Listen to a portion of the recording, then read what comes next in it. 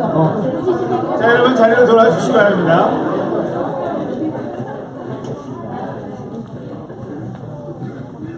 특별히 한국 갔다 돌아온 우리 예은이가 있습니다. 제시카.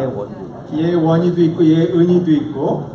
그래서 서울 가서 아주 그 즐거운 시간을 보내서 서울이 되게 좋대요. 가서 살고 싶으니까 교회 사람만 좋고 나머지는 아니래요. 그러니까 너무 반갑고요. 여러분 특별히 지난주에는 저희 교회에서 이 건물에서 우리 프로페셔널 카운셀러 컨퍼런스가 있었습니다. 그래서 저희 교회 안에 있는 전문 그 상담가들, 상담이라는 그 분야가 굉장히 그 광범위합니다. 광범위하면서도 기독교하고는 좀 다른 어프로치가 많이 있어서 우리가 그때 상담을 받으면서도 걱정될 때가 참 많아요. 근데 교회 안에 있는 우리 제자들이 상담을 할 때 어떻게 우리가 하나님 말씀을 기초로 한 그런 카운셀링을 할 수 있느냐에 대한 의논을 하는 그런 시간이었고요. 감사하기도 전에 아마 우리 대한민국 정서에서는 늘 이렇게 정신적인 문제가 있으면 다 귀신 취급을 했던 것 같아요. 그래서 제가 어릴 때는 교회 가면 항상 귀신 쫓는 일들을 많이 했거든요. 그래서 귀신아 물러가라 이런 그 십자가 대놓고 이런 얘기들을 많이 하는데 실질적으로는 이제 정신적인 병이죠. 그러니까 그래서 멘탈 일리스라 그러는데 그런 부분들을 어떻게 도와주는지를 모르면 참 쉽지가 않은 것 같아요. 그래서 그런 부분들을 같이 배우고 또 어떻게 우리 교회 안에 지금 이 사회 안에 많은 분야에서 나오는 사람들 어떻게 도울 것이냐. 그래서 굉장히 도움이 많이 되는 시간이었고요. 특별히 우리 코리안 미니스트리에서도 한우진, 이안, 그 다음에 연희, 스티브, 로버트 이렇게들 참석을 해서 많이 배우는 시간이 됐어요. 그래서 또 한 가지 좋은 건 이제 전문 분야에 계신 분들이 누가 있는지를 아니까 어떤 분야에 문제가 생기면 누구한테 연락해서 도움을 받을 수 있는지를 아는 시간이어서 굉장히 도움이 많이 됐던 것 같아요. 그래서 특별히 여러분 궁금하신 분들 있으면 한 박사님 찾아가시 바라고요. 우리 조이하고 우리 로버트 찾아가시면은 도움이 될지 모르겠어요. 참고하시고요. 그 다음에 우리 다음 달에는 프로페셔널 비즈니스맨을 위한 컨퍼런스가 오렌지 카운티에서 열립니다. 원래 보스턴이나 다른 곳에서 열리는 게 이제 저희 오렌지 카운티가 건물을 좀 개방을 했어요. 그래서 컨퍼런스 같은 게 여기서 할 수 있게끔 사람들이 많이 선호하는 지역이고 또 건물이 있다 보니까 이번에도 그것도 오렌지 카운티 호스트를 하게 되는데요. 혹시라도 여러분이 비즈니스 하시는 분들이나 아니면 여러분 직장 생활 하시면서 크리스천 삶을 가져가는 거에 대해서 좀 더 배우고 싶은 분들이 있다면은 등록을 해서 그 클래스를 들으시면 너무 좋을 것 같아요. 물론 한말이 아니어서 조금 죄송한 면은 있지만은 영어 연습도 되고 도움이 많이 될 거라고 믿습니다. 그래서 여러분 여러분을 도와줄 수 있는 통역자와 함께 참석하셔서 좋은 세미나들을 하시면 좋을 것 같아요. 네? 자, 오늘 설교 제목은 여러분이 너무나 잘 아는 구절로 같이 공부를 하려고 합니다. 우리가 그 성경에 보면 이제 그레이트 커미션, 그러니까 예수님의 그 위대한 명령, 사명이다 해가지고 나오는 구절이 있고요. 이 구절은 저희 교회뿐만 아니라 모든 교회가 굉장히 중요하게 얘기하는 구절입니다.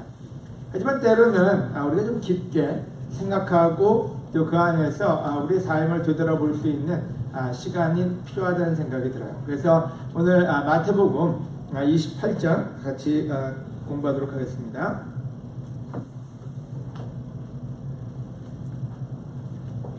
마태복음 28장 18절에서 20절입니다. 마태복음 18장 18절에서 20절. 어쩌면 제 인생에서 제일 많이 읽어온 구절이고 성경책 없어도 외울 수 있는 구절이 아닌가 하는 생각이 들고요. 여러분도 마찬가지일 거라는 생각이 들어요. 우리가 많이 듣고 많이 사용하는 구절입니다. 예수님이 돌아가시기 전에, 승천하시기 전에 실질적으로 짧게 주셨는데 아마도 이거보다 더 말씀을 많이 하셨을 것 같아요. 하지만 성경의 저자는 마태복음의 저자 마태나 마가나 굉장히 요약해서 아주 간결하게 이 내용을 정리를 해놨어요. 우리가 어떤 사람들은 유언장이다, 마지막 말이다, 또 이게 성경을 요약한 거다 이렇게 표현을 쓰는데요. 우리도 한번 이 구절을 보면서 예수님이 대체 어떤 내용을 우리한테 주고 싶으셨는지, 우리는 그 내용을 잘 인지하고 있는지를 같이 생각하시기를 바랍니다. 제가 읽겠습니다. 그래서 예수님은 제자들에게 가까이 오셔서 이렇게 말씀하셨다. 나는 하늘과 땅의 모든 권능을 받았다. 그러므로 너희는 가서 모든 민족을 제자로 삼아 아버지와 아들과 성령의 이름으로 침례를 주고 내가 너에게 명령한 모든 것을 가르쳐 지키게 하라. 내가 세상 끝날까지 항상 너희와 함께 있겠다. 아멘. 세 구절인데요. 이 안에 내용은 생각보다 많습니다. 그래서 오늘 그 하나하나를 보면서 우리 마음에 있는 확신을 다시 한번 재점검하시기를, 또 우리 안에 있는 우리의 삶에 참 가장 중요하게 넣어야 될 게 뭔지를 다시 한번 새길 수 있는 시간이 되면 좋을 것 같아요. 첫 번째 포인트는 권능을 받았다입니다. 영어로는 all authority, 어떤 여러분 authority라는 말 잘 아시잖아요, 그죠? 나한테 주어졌다. 예수님이 이 말씀을 하셨어요. 하늘과 땅의 모든 권능이 예수님께 주어졌대요. 여러분, 이 말은 제가 새벽 공부할 때보다 굉장히 신명나게 가르칩니다. 왜 신명나게 가르치냐면 굉장히 중요한 말이기 때문에. 하지만 너무 한 글자로 표현되어서 우리는 그냥 지나가기가 쉽습니다. 여러분, 이 구절에 의하면 하늘과 땅의 권능이 뭘까요? 권력. 네? 파워. 또요? 능력. 형우가 이걸 걸렸다 다물었어요. 권력 다 나왔어요? 여러분, 대체 이 말씀의 의미는 뭐냐면 아무나 쓸 수 없는 말씀을 하셨거든요. 나는 하늘과 땅의 모든 권력을, 모든 권능을, 모든 권한을 다 가졌대요. 대체 누가 이런 말을 할 수 있을까요? 저는 도현이를 굉장히 좋아합니다. 첫째, 목소리가 너무 좋아요. 저는 코리안 밀스한테 최고의 목소리 보유자는 도현이라는 생각이 들어요. 여러분 그렇게 생각 안 하세요? 맞아요. 아마 박진영 심사위원이 있으면 공기반, 소리반 이런 굉장히 울림이 굉장히 좋아요. 그래서 오늘도 아까 경영처를 이렇게 끼고 있는 모습은 목사님을 제가 모시고 온 전도사 같았어요. 또 올라와서 하는 톤과 이 분위기는요. 근데 여러분, 우리가 어떤 권한, 권능, 누군가 큰 우렁찬 목소리로 놀랍게 사람들을 컨트롤 할 때 우리는 권위가 있어 보인다는 소리를 합니다. 근데 예수님은 인간이 할 수 없는 말씀을 하셨고요. 바로 이 말 때문에, 바로 이 스테이트먼트, 이 문장 때문에 예수님은 어쩌면 돌아가셔야 되는지도 몰랐어요. 수없이 많은 권력자들이 그 말을 용납할 수가 없었고요. 바로 그래서 로마 황제가 있는데 어떻게 하나님의 아들이라고 부를 수 있느냐?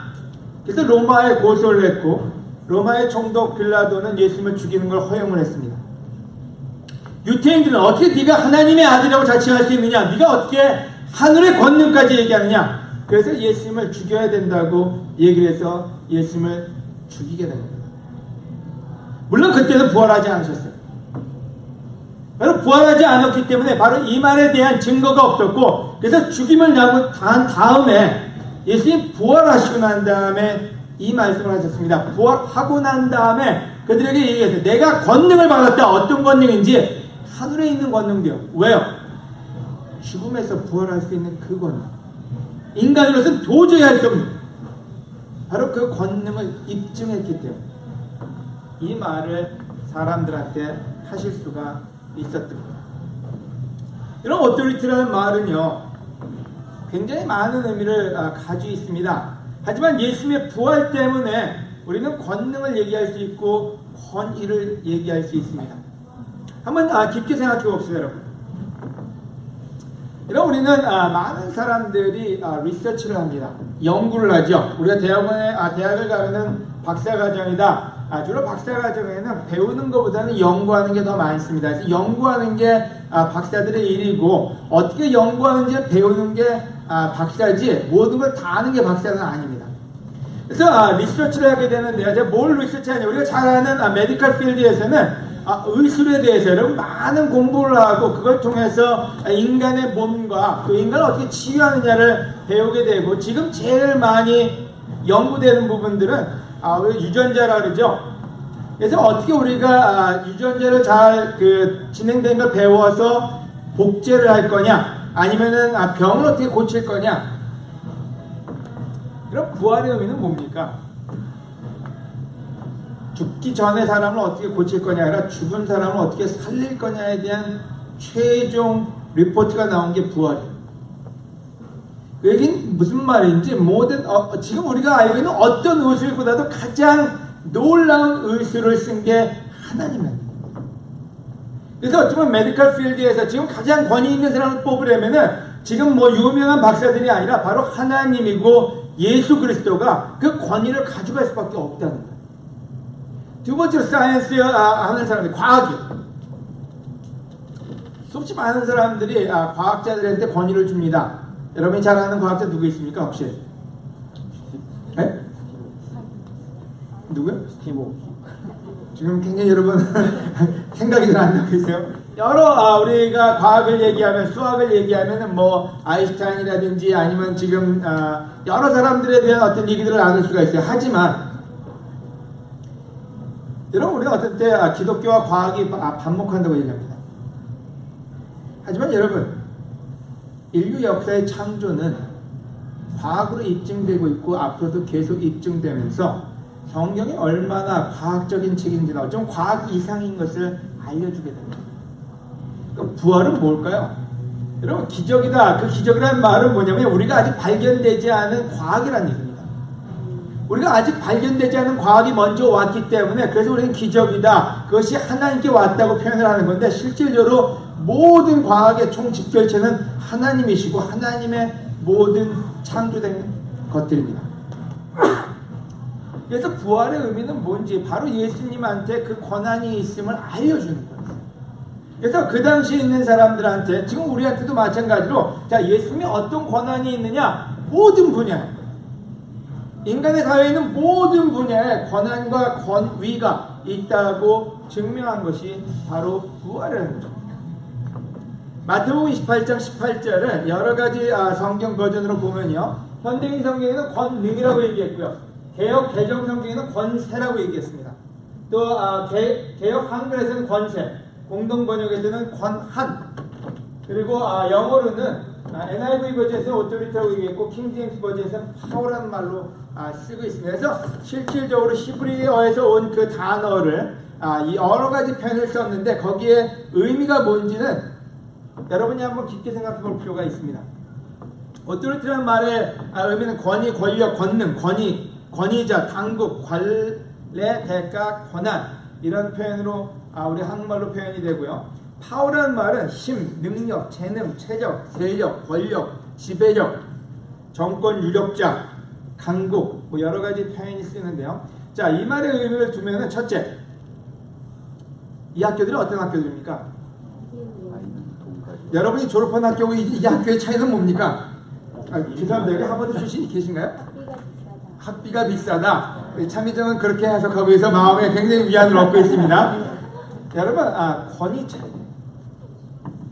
자, 권위라는 말의 정의는 뭔지, 더 많은 지혜와 지식이 있는 곳에 우리는 권위를 부여합니다. 그래서 하버드 메디컬 센터에서 무슨 리포트가 나왔다면 굉장히 그 신빙성이 가요. 근데 탐나대에서 뭐가 나왔다면 그렇게 신빙성이 많이 안 가요. 죄송합니다. 탐나대학 나오신 분이 있는데 탐나대학이 있습니다. 서귀포에 있어요. 우리가 하버드다, 스탠퍼드다, 옥스퍼드다, 자, 거기에 공부한 사람들이 더 권위 있는 사람들이 많기 때문에 그들한테 권위를 주는 거죠. 자, 그럼 그 권위를 그 학교가 가졌다는 의미는 뭘까요? 여러분, 배우고 싶은 사람들은 그 권위 밑에 가서 배웁니다. 자, 예수님이 왜 내가 하늘과 땅의 모든 권위, 권능을 받았다고 얘기했냐면요, 그냥 예수님이 나 자랑하려고 나 그런 사람이야, 나 하나님의 아들이야, 자, 이걸 얘기하고 싶어서 그 얘기를 하신 게 아니라는 거예요. 클리어하게 내가 그 모든 분야에, 인간의 모든 분야에, 하늘과 땅의 모든 분야에 권위가 나한테 있으니까 와서 배우라는 얘기예요. 자, 오늘 우리가 크리스천으로서 점검해야 될 부분이 하나가 있는데요. 우리는 예수님한테 배우고 있느냐예요. 여러분, 예수님이 권위를 가지면 뭐합니까? 하버드가 있으면 뭐합니까? 저하고 관계가 없어요. 하버드가 저를 초대한 적이 없어요. 저한테 와서 배우라고 입학원서를 준 적이 없어요. 여러분 혹시 받으셨나요? 받았는데 내가 거부했어. 뭐 이런 분 계십니까 혹시? 서울대에서나 오랬는데 안 갔어. 뭐 이런 분 계세요? 여러분, 예수님은 나에게 따라오라 그랬어요. 그 놀라운 권위 아래서 제가 학생이 될 수 있게끔 허락을 해주셨는데요. 아까 본 이 학교들은 저한테 권위는 있는데 저하고 무관한 거죠. 만약에 예수님의 권위를 믿는 제자라면, 예수님의 권위를 믿는 크리스천이라면 한 가지 우리 머릿속에 염두에 둬야 될 게 있습니다. 그 의미는 그분한테서 뭐든지 다 배울 수 있다는 거예요. 바로 그래서 성경에 나오는 다윗과 성경에 나오는 놀라운 제자들의 공통점은 하나님한테 뭐든지 다 물어봤다는 겁니다. 모든 상황에서 하나님께 물어봤어요. 하나님 이렇게 할까요? 말까요? 할까요? 말까요? 아브라함과 다윗과 모든 믿음의 조상들이 한 일이 바로 그 일이었습니다. 왜? 하나님께 권위를 인정했고 하나님께 권위를 드렸으니까요. 자, 우리한테 예수님이 내가 모든 민족, 모든 사람들에게 얘기하건대 하늘과 땅의 모든 권능이 나에게 있다. 자, 그 말은 뭔지 뭐든지 와서 배울 수 있다. 여러분의 가정의 문제든 아니면 여러분의 사회의 문제든 아니면 여러분의 성격의 문제든 아니면 여러분의 모든 문제에 대해서 솔루션, 그 답은 예수 그리스도가 주실 수 있다는 겁니다. 좀 이따 더 나누겠지만요, 우리가 같은 때 제자의 삶을 살면서 배움이 없는 삶이 있을 수 있습니다. 예배 왔다 갔다 하면서 우리는 크리스천한 정의를 내리고 예배 왔다 갔다 하면서 우리는 제자라는 말을 씁니다. 하지만 여러분, 진정한 제자의 의미는 배우는 사람이고 바로 예수님의 권능, 권위 아래 우리를 두는 사람들입니다. 아멘? 두 번째는 권능, 권위의 또 다른 의미는 권력입니다. 여러분, 만약에 여러분이 판사나 아니면 법정에 여러분이 어토리티를 인정하지 않는다면 어떻게 될까요? 법정 모독죄로 여러분 감옥에 가든지 벌금형에 취해지게 됩니다. 아이들한테 왜 권위 앞에 순종하는 법을 가르쳐야 될까요? 여러분, 이 사회는 이 권위 아래에서 유지가 됩니다. 근데 예수님은 무슨 얘기를 했냐면요, 그 땅에 있는 어떤 권력과 권위보다 더 큰 권한과 권력이 예수님한테 주어졌다고 얘기했습니다. 자, 그 말은 뭔지 우리가 순종하는 게 당연하다는 거예요. 우리가 순종하지 않을 때 어떤 대가를 치르는지 성경은 너무나 많이 자세하게 얘기하고 있습니다. 그래서 권력과 권위와 권능에 대한 그 모든 부분을 얘기한다면 제자의 의미를 정확하게 알려주고 있는 거죠. 배워야 되고 순종해야 된다. 바로 그 이유가 예수님이 부활을 우리에게 보여주신 이유고요. 물론 죄를 속죄함이 첫 번째고요. 두 번째는 우리에게 그분이 누군지를 정확하게 알려주는 엄청난 메시지가 거기에 담겨 있습니다. 또 다른 우리는 권력과 권위를 가진 사람들한테 뭘 할까요? 존경합니다. 여러분, 예수님은 말씀 되시는 그리스도로서 말씀을 존경하는 게 크리스천의 삶입니다. 그래서 오늘 예수님이 말씀하신 하늘과 땅의 모든 권능을 받았다에 대한 세 가지 부분을 얘기한다면, 첫째는 배우는 사람이 되어야 된다. 예수님한테. 두 번째는 말씀을 순종하는 사람이 되어야 된다. 세 번째는 말씀을 존경하는 사람이 된다. 바로 그게 우리 크리스천 삶의 전부라고 해도 과언이 아니라는 생각이 듭니다.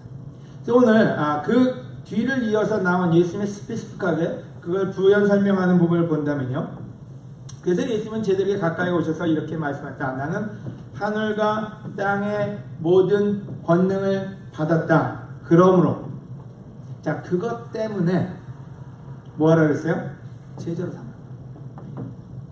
도현이가 한번 또 읽어줄까요?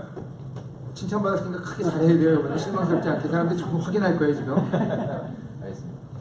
그러므로 너희는 가서 모든 민족을 제자로 삼아 아버지의 아들과 성령의 이름으로 세례를 주고. 자, 그렇기 때문에 두 번째 포인트가요, 제자로 살아야 되고 제자를 삼아야 된다.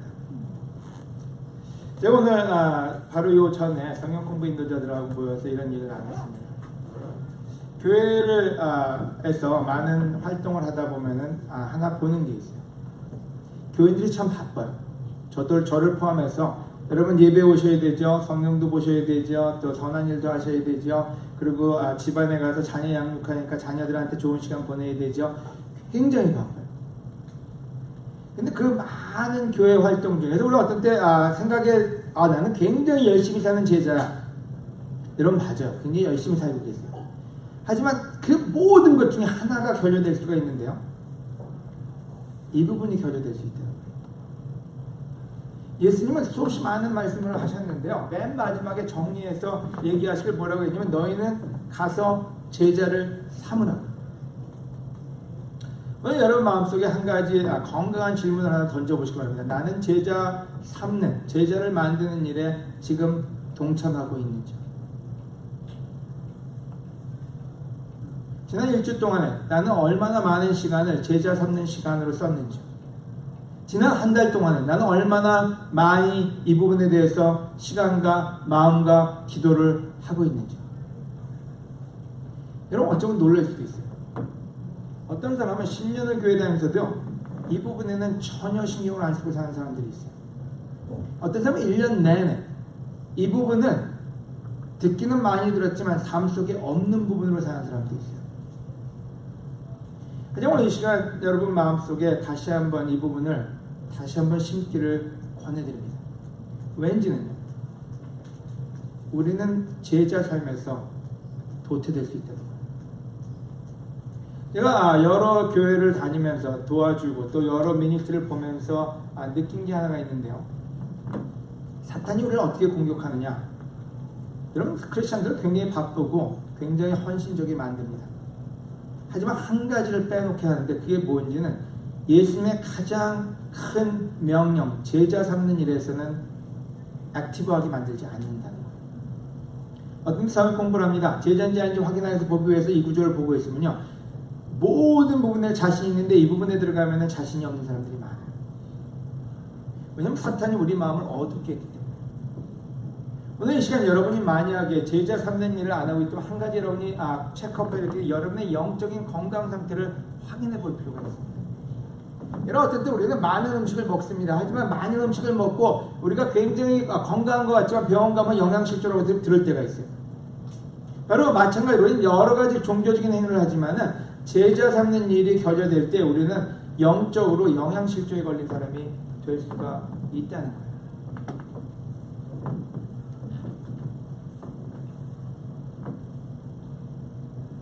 요한복음 4장 33절에요. 거두절미하고 사마리아의 우물가에서 여인을 만났을 때 예수님이 한 말씀이다. 그러자 예수님이 이렇게 말씀하셨다. 내 양식은 코리안 바베큐다. 아니요. 나를 보내신 분의 뜻을 실천하고 그분의 일을 완성하는 것이다. 아멘. 여러분 왜 제가 영적인 영양 결핍에 걸릴 수 있다고 얘기하냐면요. 여러분 우리가 만약에 누군가를 도와주는 일을 하지 않는다고 왜 전도하지 않기 때문에 전도의 문제가 아닙니다. 누군가를 사랑하는 일이고요. 예수님은 바로 그 사랑 안에서 우리는 성장해 갈 수 있다고 얘기합니다. 여러분 어떤 때 아이가 혼자 태어나면요. 외동아들이나 외동딸이 있을 경우에는 아이들이 사랑을 하는 걸 배우기가 참 힘듭니다. 근데 아이가 둘이 생기면 어떤 일이 벌어질까요? 집안에 막 사랑이 막 꿈틀거릴까요? 여러분 자녀가 두 분인 분들 여러분 잘 생각해 보세요. 여러분은 어떤 일이 벌어지나요? 남의 집들은 굉장히 아주 사랑이 넘치는 깨가 쏟아지는 집안일 것 같죠? 자식 2명 있으면요 싸움밖에 없어요. 싸움도 대단한 싸움이에요. 우리 집 애들 싸운 건 제가 얘기 안 할게요. 우리 지혜가 있어서. 하지만 그걸 통해서 뭘 배우나요? 사랑을 배웁니다. 그걸 통해서 어떻게 사랑하는지를 배우고 뭘 받게 되는지를 배우고 함께 살아가는 법을 배웁니다. 여러분 우리가 제자를 만든다는 건 뭔지 사랑을 하는 법을 배우는 과정입니다. 하지만 그 과정이 결여된다면요 우리는 굉장히 형식적인 삶밖에는 남지 않습니다. 너희가 서로 살아가면 모든 사람들이 그것을 보고 너희가 내 제자인 것을 알게 될 것이다. 바로 제자가 제자를 만드는 일은 여러분 종교적인 행위가 아니라 누군가를 깊게 사랑하고 누군가한테 진정으로 말씀을 전해주는 일이기에 이 일이 우리를 건강하게 만드는 겁니다. 오늘 이 시간 여러분 모두에게 다시 한번 권해드리는데 여러분 사탄이 여러분을 속이지 않게 해주세요. 여러분의 마음에 하나님을 따르고 싶은 마음이 많습니다. 우리 마음속에는 하나님을 예수님을 닮아가고 싶습니다. 하지만 문제는 너무나 많은 일들이 우리를 엄습해 오면서 그 일들이 중요하다고 생각하는데 여러분 제일 중요한 게 있는데 옆에 있는 사람을 사랑하고 옆에 있는 가족을 이웃을 사랑하는 게 우리의 가장 큰 일 중에 하나입니다. 모두에게 부탁드립니다. 여러분을 위해서 여러분 이 교회 신도수가 많아지기 위해서가 아니라 여러분을 위해서요. 예수님의 무브먼트에 여러분 동참하시기를 권해드립니다. 아멘. 여러분 고라는 말은 뭐예요? 여러분 고 가라 이 말은 뭐예요? 여러분 움직이는 거예요. 여러분 정체되어 계십니까? 아니면 움직이고 계십니까? 누구한테 가라고요? 모든 민족에게 누구에게든 예수님 말씀이 필요한 사람한테 가라고. 그리고 그들을 사랑하라고. 그들에게 말씀을 전하고 그들에게 구원의 말씀을 심어주고 그들을 하나님 안에 잃어버린 자녀들을 하나님께로 돌아오게 하라고. 여러분 이 말에는 누구든지 모두에게 다 하신 겁니다. 여기에는 우리 어머니 아버님들 연세도 있으시고요. 또 먹고 사는 일이 바쁜 사람도 있고요. 또 학생들 공부하느라고 너무 바쁘고요. 하지만 여러분 우리 모두에게 하신 거예요. 왜? 우리 모두의 건강을 위해서. 여러분 교회 헌금만 내는 사람이 되지 마세요.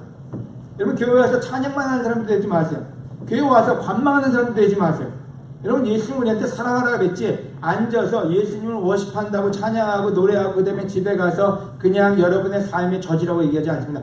어느 누구라도 예수 그리스도 안에 있다면 가서 말씀을 전하는 제자가 되어야 됩니다. 아멘. 아니 이 자리에 제자가 되고 싶은 사람이 있다면 여러분 똑같습니다. 여러분 제자가 되고 싶으면 나 제자 될 때까지 기다려야지. 또 어떤 사람은 내가 성경을 다 알 때까지 완전히 읽을 때까지 기다려야지. 아니요. 누구든지 예수님의 제자가 되고 싶다면 복음을 가지고 나가서 전하는 말씀을 사랑을 전하는 사람이 되어야 됩니다. 아멘. 다음 주부터 내일부터 저희가 우리 캠퍼스에서 캠페인이 있습니다. 나가서 하나님 말씀을 전할 텐데요. 여러분 모두가 동참해서 어떤 방법으로도 여러분이 그 일에 조인하시면 좋을 것 같아요. 어떤 방법으로도 여러분이 기도로 서포트를 하든 가서 뭘 돕든 아니면 필경사가 되든 뭘 하든지 간에 그 일에 동참해서 여러분 또한 하나님의 그 놀라운 양식을 먹고 여러분의 영적인 몸을 건강하게 만드는 그 일을 하시기를 권해드립니다. 아멘. 세 번, 그와 동시에 얘기하기를 그리고 세례 주라 했어요. 여러분 세례는 열매입니다. 어떤 열매요? 바로 제자를 삶았기 때문에 여러분 누구든지 제자로 살겠다는 사람은 말씀을 따를 수밖에 없습니다.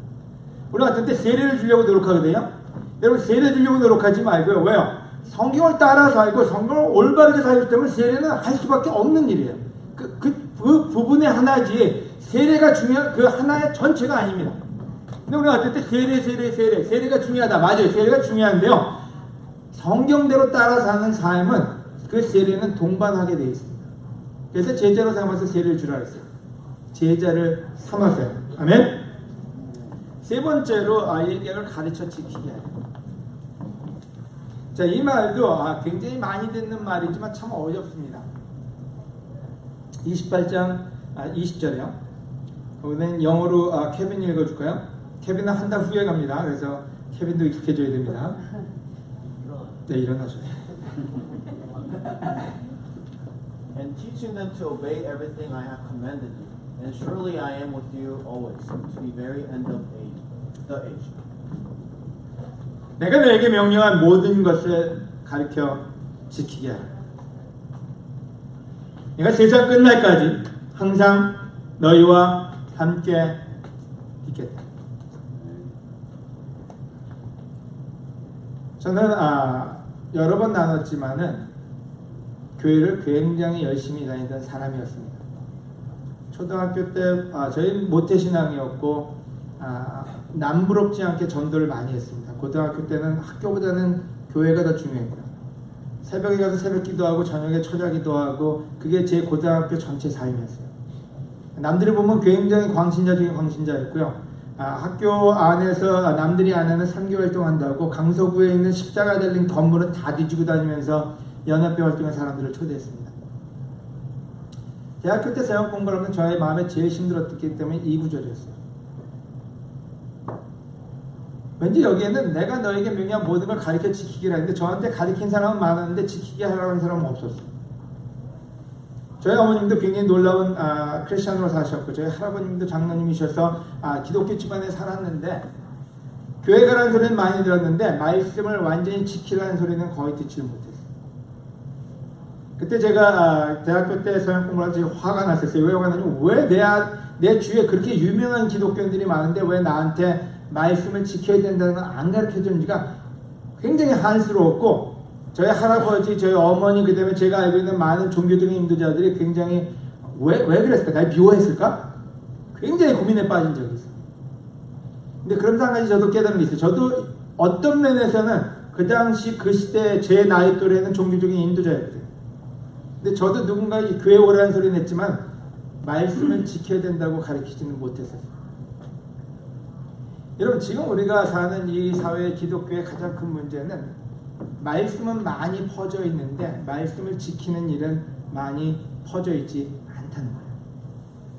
다른 말로 하면 뭘까요? 그게 바로 disciple movement, 우리 제자 훈련을 주는 그 관계가 바로 이 구절에서 시작됩니다.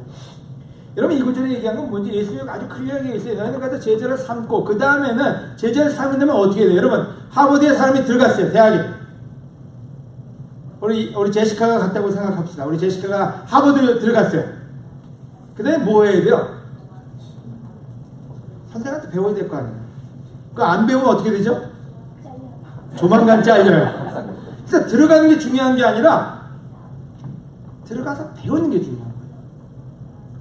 여러분 교회 사람들이 오는데 우리가 만약에 말씀을 가르쳐 지키게 안 한다면 우리는 뭘 하는지 직무유기라는 거예요. 예수님이 우리한테 명령을 줬어요. 어떤 명령인지 가르쳐 지키게, 우리 말이 아니고요. 목사님 말도 아니고 여기 그룹이 원하는 말이 아니라 바로 성경에 나와 있는 그 말을 가르쳐서 지키게 하는 거예요. 교회에 또 다른 무서운 점이 있는데요. 교회 안에 수없이 많은 헌금도 있고 성찬도 있고 구제 헌금도 있고 찬양도 있고 봉사도 있고 다 있는데 한 가지 엄청나게 쉽게 결여되는 부분이 있다면 뭔지 가르쳐 지키게 하는 그 무브먼트가 사라져가고 있다. 시간이 가면 종교적인 사람만 가득 차게 됩니다. 시간이 가면 말씀보다 사람들의 의견이 더 중요해집니다. 그때 우리는 교회를 잃어버리고 하나님의 그 놀라운 사명을 우리는 사라지게 만들게 하고 맙니다. 오늘 두 번째로 여러분께 나누고 싶은 게 있다면 여러분 우리가 한 가지 잊지 말아야 될 게 있습니다. 서로 가르쳐 지키게 하는 겁니다. 조심할 일이 있습니다. 여러분의 의견을 가리키는 게 아닙니다. 저의 의견을 가리키는 것도 아니라 말씀이 기초되어서 말씀이 서로에게 전파되어지고 서로가 그걸 지켜나갈 때 거기에 희망과 미래와 하나님의 약속이 있습니다. 여러분 약속이 뭡니까? 하나님이 주신 말씀에 대한 약속 아닙니까? 근데 우리가 말씀을 지키지 않는다면, 우리가 말씀을 지키게끔 도와주지 않는다면 약속도 없습니다. 여러분 나중에 굉장히 상처받게 돼요. 내가 얼마나 열심히 살았는데, 내가 얼마나 교회를 나갔는데, 내가 얼마나 헌금을 많이 했는데, 하지만 약속을 못 받게 된다면 여러분 얼마나 한심합니까? 우리 모두가 이 두 가지 사명을 잊지 않기를 여러분 모두에게 권해드립니다. 에베소 4장 20절에 이렇게 얘기합니다. 하나님의 모습대로 의와 진리의 거룩함으로 창조된 새 사람이 되십시오. 여러분 새 사람이 어떻게 될까요? 교회에 오면 새 사람이 딱 될까요? 여러분 요것만 통과하면 그냥 여러분이 변화될까요? 여러분 세례 받으면 새 사람이 될까요? 여러분 세례, 침례는 구원은 주지만요 힐링은 주지 않는다, 이런 표현을 누가 씁니다. 세례는 우리에게 구원은 주지만요 그 다음에 변화는 제자 훈련이 주는 겁니다. 여러분 아이가 태어났다고 해서 아이가 어른이 되지 않습니다. 그 아이는 수없이 많은 훈련을 통해서 걷는 법, 밥 먹는 법, 사람과 대화하는 법, 사랑하는 법을 배워가면서 사람의 모습을 가져가게 됩니다. 예수님은 우리가 구원받길 원하시고요. 그 다음에 훈련받아서 새로운 사람이 되기를 원하십니다. 아멘. 에베소 4장 15절에 오히려 우리는 사랑으로 진리를 말하며 모든 일의 머리가 되신 그리스도를 닮아가야 합니다. 아멘. 자, 그러면 가르쳐 지키게 하라는 말은 무슨 의미일까요? 여러분, 교회 와서 자 제자 훈련 받는 클래스를 들어라 이 말이 아니라 이 구절에 클리어하게 얘기합니다. 우리는 사랑으로 진리를 말하며, 진리는 뭔지 성경 말씀입니다. 사랑으로 진리를 말하며 모든 일의 머리가 되신 그리스도를 닮아가야 합니다. 우리 전용 형제한테 여러분 사랑으로 진실을 얘기하면 어떻게 얘기하는 걸까요? 이 구절에 얘기했어요. 전용이라는 사람이 예수님을 닮아갈 수 있게끔 진실을 사랑으로 얘기해 주어야, 이렇게 얘기하니까 전용이 굉장히 큰 문제가 있어 보이는데 우리 모두를 대신해서 모델로 쓴 것 뿐입니다. 모델입니다. 이와 더 구체적으로 에베소서는 설명을 합니다. 대체 어떤 일이 벌어져야 되는지요. 우리 일상생활에서 대체 어떤 일을 성경은 우리한테 원하는지를 에베소가 좀 길기 때문에요. 이번에는 공도현 형제를 일어나서 이 구절은 책을 찾으셔야 돼요. 이거 보고 읽기는 조금 여러분 같이 읽어주세요. 에베소 4장 17절에서 25절까지 읽겠습니다. 에베소 4장 17절에서 25절.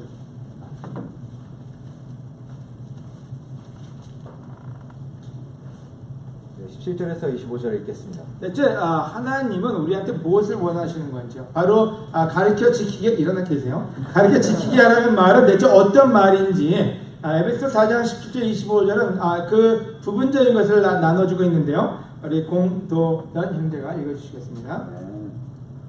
그러므로 여러분, 내가 주님 안에서 여러분에게 강력히 말합니다. 이제부터 여러분이 이방인들처럼 헛된 생각으로 무가치한 생활을 하지 마십시오. 그들을 깨닫는 마음이 어둡고 무지와 고집 때문에 하나님이 주시는 생명을 얻지 못하고 있습니다. 그들은 감각이 묻어져서 부끄러운 줄도 모르고 방탕한 생활을 하며 한없는 욕심으로 온갖 더러운 짓을 하고 있습니다. 그러나 여러분은 그리스도를 그렇게 배우지 않았습니다. 여러분이 정말 예수님에 대해서 듣고 그분 안에 있는 진리대로 가르침을 받았다면 옛날의 생활 방식, 곧 거짓된 욕망으로 부패해가는 옛사람들을 벗어버리고 마음과 정신이 새롭게 되어 하나님의 모습대로 의와 진리와 거룩함으로 창조된 새 사람이 되십시오. 그러므로 여러분은 거짓을 버리고 각자 자기 이웃에게 진실을 말하십시오. 우리는 모두 한 몸의 지체들입니다. 좀 부담을 받으신 것 같아요. 멋을 좀 내려고 좀 노력을 하시는 것 같은데 하여간 감사합니다. 그러므로 여러분, 내가 주님 안에서 여러분한테 강력히 말합니다. 여러분 여기서 표현을 아주 강조하는 강력하다는 표현입니다. 이제부터 여러분은, 자, 여러분이 누구예요? 우리 모두인데요. 이제부터 여러분은, 이 표현은 뭐냐면요, 제자가 된, 구원받은, 침례받은, 죄를 회개한. 그래서 거기서 끝이 아니라니, 이제부터 여러분은 이방인들처럼 옛날에 살던 것처럼 헛된 생각으로 무가치한 생각을 하지 마시오. 변해야 된다는 얘기예요. 누군가는 가르쳐야 된다는 얘기예요.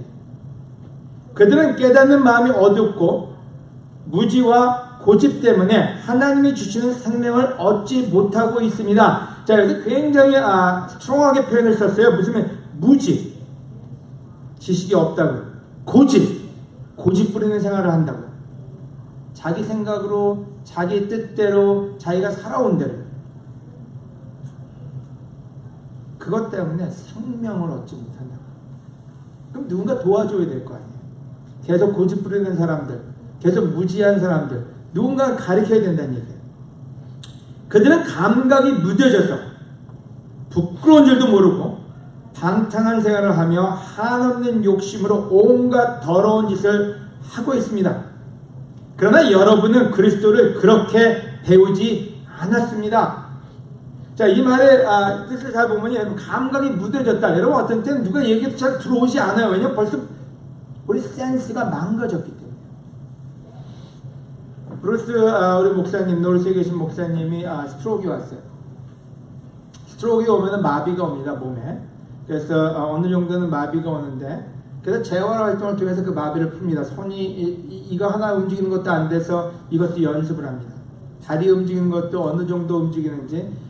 우리 브루스 목사님 거의 다 회복이 됐는데 아직까지 회복이 안 된 게 말하는 게 아직 회복이 다 안 됐어요. 그래서 이 발음이 세고 쉽지가 않아요. 무뎌졌어요. 그래서 그 무뎌진 거를 재활치료를 계속해서 풀어주지 않으면 정상으로 오지 않습니다. 여러분, 우리 마음이 무뎌졌다면, 우리가 지속적으로 훈련받지 않는다면요, 우리의 마음은 더 무뎌지지 센시티브해지지 않는다. 그래서 이구절은 얘기합니다. 우리 마음이 무뎌지기 때문에 지속적으로 우리의 마음을 깨는 일들을 해야 된다. 여러분, 우리 살다 보면요, 연민에 빠지고요, 우리 셀피라고 그러죠. 연민에 빠지고 자기 생각에 빠지고 뭐에 빠지면 그 다음에 여러분 말씀보다 자기가 더 중요해집니다. 그 다음에 예수님이 주고자 하는 약속은 사라져버리고 말죠. 그래서 훈련은 굉장히 중요합니다. 여러분이 정말 예수님에 대해서 듣고 그분 안에 있는 진리대로 가르침을 받았다면, 아주 클리어하게 얘기했어요. 여러분이 정말 예수님에 대해서 듣고 그분 안에 있는 진리대로 가르침을 받았다, 올바르게 여러분이 제자가 됐다면, 자, 이 표현이 옛날 생활 방식 뭔지 몰라요. 여러분만 알아요. 여러분의 옛날 생활 방식, 저의 옛날 생활, 저만 알고 여러분만 알아요. 하지만 버려야 된다.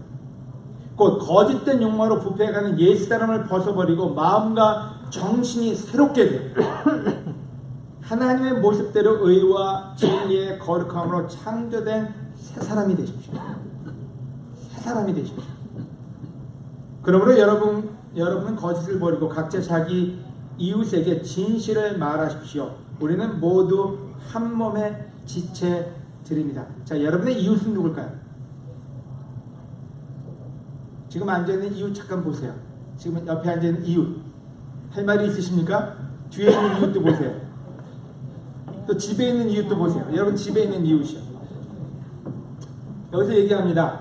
그러므로 여러분은 거짓을 버리고, 여러분 괜히 착한 척 하지 말고요, 각자 자기 이웃에게 진실을 말하십시오. 우리는 모두 한 몸의 지체입니다. 저는 가족이 좋습니다. 저는 이방에 있는 분들을 가족이라고 생각하지 성도라고 생각하지는 않습니다. 여기 온 예은이, 제시카라든지 예원이라든지 아니면 정원이라든지 또 현모라든지 늘 불러놓고 얘기할 때 준이도 그렇고 다 제 아들처럼 여기 있고 제 자식이라고 생각합니다. 근데 그래서 진실을 얘기해야지 그들을 기쁘기만 할 수는 없습니다. 여러분도 마찬가지로 성경에 써있는 그대로 서로를 가족으로 대하고 진실을 얘기하며 모두가 예수 그리스도를 닮아갈 수 있게끔 하는 게 바로 예수님의 위대한 사명입니다. 아멘? 다음 구절에서 읽겠습니다. 여러분은 전용 형제가 생각보다 목소리가 좋습니다. 그래서 읽어주시겠습니다. 4장 25절에서 32절까지. 저기 발음 굴리거나 그러지 마세요.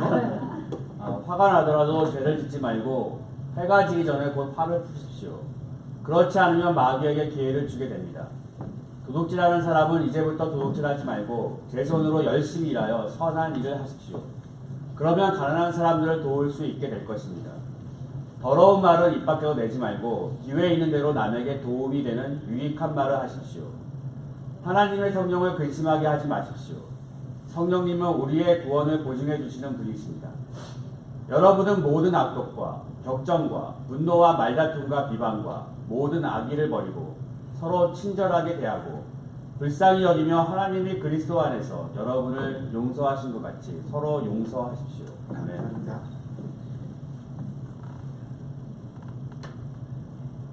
내가 명령한 모든 걸 가르쳐 지키게 하라는, 여러분 뭐 계시록을 공부하라는 얘기도 아니고요, 묵시록, 계시록 아니면 무슨 구약에 있는 레위기를 공부해, 물론 그 공부도 하셔야 됩니다. 하지 말라는 게 아닙니다.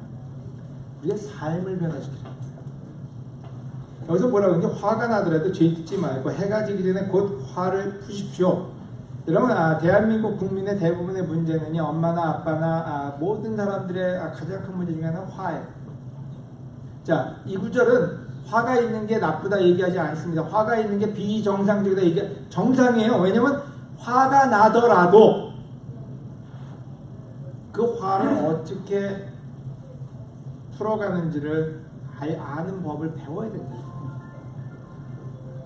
그렇지 않으면 마귀에게 기회를 주게 됩니다. 도둑질하는 사람들은 어떻게 하라고요?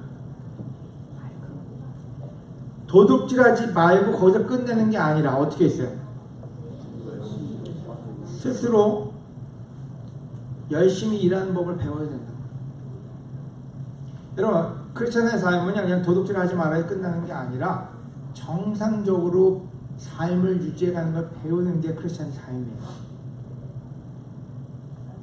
그 다음에 뭐라 그랬죠? 선한 일을 하십시오. 그러면 가난한 사람을 도울 수 있게 될 거예요. 그래서 어디까지 가야 되냐면요, 자, 속이고 거짓말하고 사기치는 거에서 끝내고 거기서 끝내는 게 아니라 그 다음엔 내가 내 밥이나 벌어먹고 살면 되지, 그리고 내일에 그냥 집중하는 게 아니라, 자, 그렇게 되면 제대로 배우면은 가난한 사람까지 도울 수 있는 더 한 단계 나아가는 삶을 살게 될 거라고요. 때로는 제가 교회 안에서 걱정하는 게 있습니다. 어떤 사람들은 그냥 자기 먹고 사는 거에서 끝내버리고 많은 사람들이 계세요. 그리고 축복받았다고 생각을 해요. 여러분, 예수님은 자기를 위해서 돌아가신 게 아니었어요. 내가 너희를 사랑하처럼 서로 사랑하라 그랬지, 너희가 기뻐질 때까지, 너희가 만족할 때까지만 하고 끝내려는 게 아니라, 자, 그렇게 배우면 남을 도울 수 있는 사람까지 될 거라고요. 그 다음에 얘기합니다. 더러운 말은 입 밖에 내지도 말고, 자, 깨끗한 말만 하래요. 기회가 있는 대로 남에게 도움이 되는 유익한 말을 하십시오. 자, 그래서 내가 이제 말하는 법을 배우고 친절한 법을 배우고 내가 나가서 사람들한테 교제하는 법을 배워야지, 여기서 끝나는 게 아니라 사람들에게 유익이 되는 말을 하는 것까지 배워야 된다는 얘기입니다. 우리가 그때 인도자 훈련을 받는다면 난 인도자 타입이 아니야. 여러분, 인도자가 되든 안 되든 상관없는데 여러분, 부모는 돼야 될 거 아니에요. 여러분, 누군가에게 형과 언니의 노릇은 해야 될 거 아니에요. 그냥 내가 좋은 말만 해야지가 아니라 그들에게 유익이 되는 말, 그들을 변화시킬 수 있는 말, 그들에게 비전을 제시할 수 있는 말을 배우라는 얘기입니다. 그 다음에 뭐라고 얘기했죠? 하나님의 성령을 근심하게 하지 마십시오. 성령님은 우리의 구원을 보증해 주시는 분이십니다.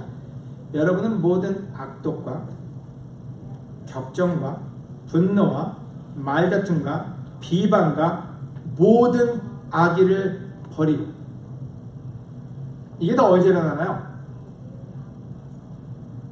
여러분, 이번을 한번 잘 보세요. 이런 일을 하는 사람이 있을 것 같으세요? 없어요. 여러분, 얼굴 보면 다 천사예요. 그럼 이 일이 어디서 일어나냐? 이 안에서 일어나요. 우리 안에서 이 일들이 벌어지, 모든 악독과 격정과 분노와 말다툼과 비방과 모든 악의를 버리래. 그리고 서로 친절하게 되고 불쌍히 여기며, 하나님이 그리스도 안에서 여러분에게 용서하신 것처럼 서로 용서를 배우라고. 자, 이 말의 의미는 뭘까요? 여러분, 우리에게 새로운 우리를 만들라고 얘기하는 겁니다. 고린도서 4장 16절에 정리하면요, 그러므로 우리는 낙심하지 않습니다. 비록 우리의 겉사람은 쇠약해가지만 우리의 속사람은 날마다 어떻게 되고 있다고요? 새로워지고 있습니다. 아멘. 근데 질문 들어갑니다. 새로워지고 있습니까, 여러분? 속사람이? 굉장히 중요한 질문이에요. 새로워지고 있습니까, 여러분의 속사람이? 이 구절은 얘기하기를 날마다 새로워진대. 날마다 새로워진다. 어떻게 날마다 새로워질 수 있을까요? 어떻게요? 누가복음 9장 23절에 데일리, 매일매일 날마다 자기를 죽이고 자기를 버리고 나를 쫓아와라.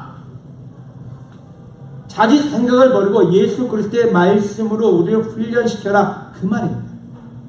그래야 날마다 새로워질 수가 있습니다. 제가 오늘 저도 여러분도, 여기는 누구든지 간에 예원이, 제시카, 아니면 여기 계신 어머니, 아버님까지 다 포함해서 우리 모두가 다 새로워지기를 권해드리고 부탁드립니다. 아멘. 그러기 위해서는 이 말씀이 중요합니다. Teach them to obey. 그리스도의 말씀을 배우고 그것을 순종하는 삶을 사는 거예요. 여러분, 하나님은 우리를 축복하십니다. 축복하세요. 여러분, 하나님 안에 있으면 축복 받을 수밖에 없습니다. 여러분이 못된 짓을 해도 축복은 받습니다. 제가 알려드릴게요. 못된 짓을 해도 축복은 받아요. 그 축복이 벌로 올 때도 있어요. 왜요? 그 벌이 여러분을 돌이킬 수 있으니까요. 하지만 진정한 하나님의 원함은 여러분 예수님을 하나님을 닮아가는 겁니다. 바로 그게 궁극적인 우리의 축복이고 바로 그것이 하나님을 기쁘게 하는 또 우리 가족을 기쁘게 하는 우리 주위에 있는 사람을 기쁘게 하는 일입니다. 그 일에 여러분이 멈추지 않으시기를 권해드립니다. 바로 그 말이 니고데모한테 말이었어요. 다시 태어나지 않으면 우리가 어떤 때 그걸 중생이다 뭐 다시 한번 태어난다 얘기하는데 그게 뭔지 우리가 새로운 우리를 창조하는 거고 하나님이 원하는 우리가 하는 것입니다. 오늘 결론은 여러분 모두에게 권해드리는데 첫째는 무부하세요. 모든 권능을 받았다면 여러분 배우는 사람이 됩시다. 아멘? 제자를 만드는 사람이 됩시다. 그래서 특별히 여러분 어느 누구라도 여러분 제발 여러분의 연민에 빠져 있거나 여러분의 생각에 빠져 있지 말고 여러분 나가서 누군가를 사랑하는 일에 여러분의 시간과 마음을 써보세요. 여러분이 새로워질 겁니다. 여러분이 말씀이 여러분에게 역동할 것입니다. 두 번째로 마지막으로 여러분 진짜 새로운 사람이 되기 위해서는 여러분 제자 훈련이 필요합니다. 말씀을 통한 제자 훈련. 데일리 매일매일 말씀을 통해서 나를 변해가기 시작할 때 우리가 원하는 삶으로 하나님이 축복 주시는 삶으로 우리는 갈 수 있습니다. 오늘 맨 마지막 마태복음 28장을 공부했는데요. 이 말씀이 우리 마음속에 심겨져서 열매 맺는 이 달이 되길 원하면서 오늘 레슨을 마칩니다. 아멘.